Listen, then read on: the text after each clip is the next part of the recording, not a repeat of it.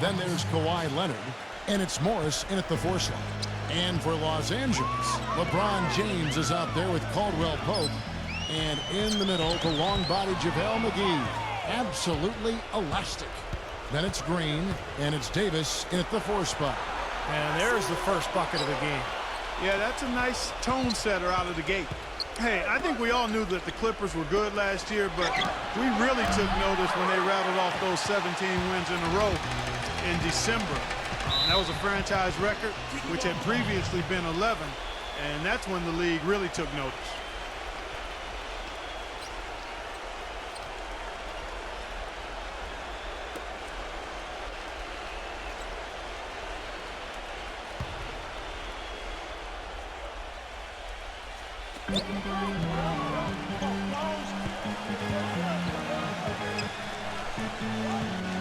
Right side Davis. Pass to Green. Lock at 6. LeBron James on the wing. Back to Green. This one for 3.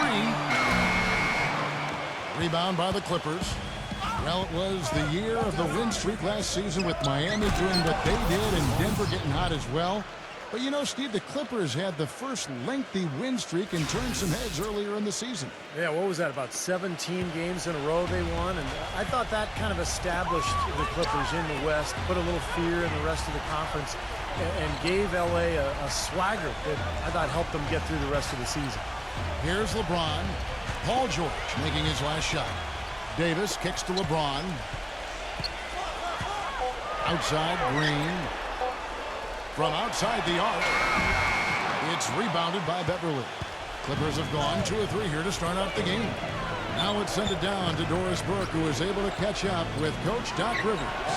There haven't been many players that have the physical prowess of LeBron James, and he knows that this is going to pose a lot of problems for his team. He told me the most amazing thing to him about LeBron was that he has the ability to be a force at virtually any position on the floor, from point guard to center. He can and does do it all, guys. And thank you, Doris.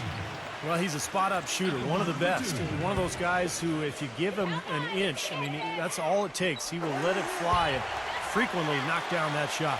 And another specialty of his is the 3 ball from the corner. That's his signature shot.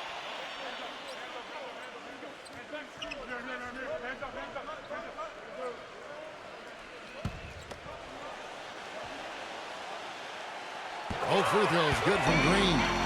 And, you know, for the Lakers last season, a lot of turmoil. And you think about the coaching change, but it wasn't just that. It was a whole system change as well. And the front office felt the Princeton offense they started using wasn't working out. So they were in a state of flux all season long. Here's Beverly.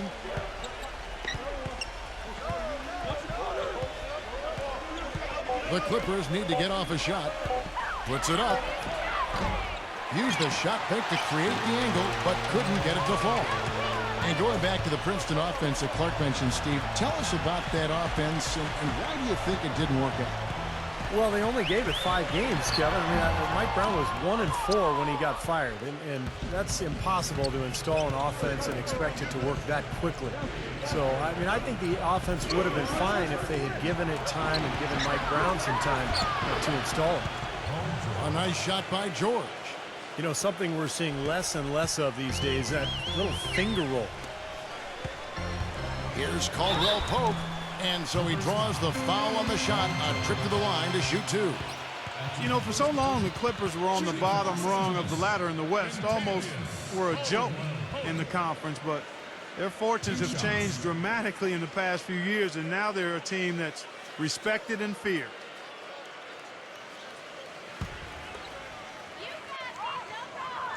The first free throw is good.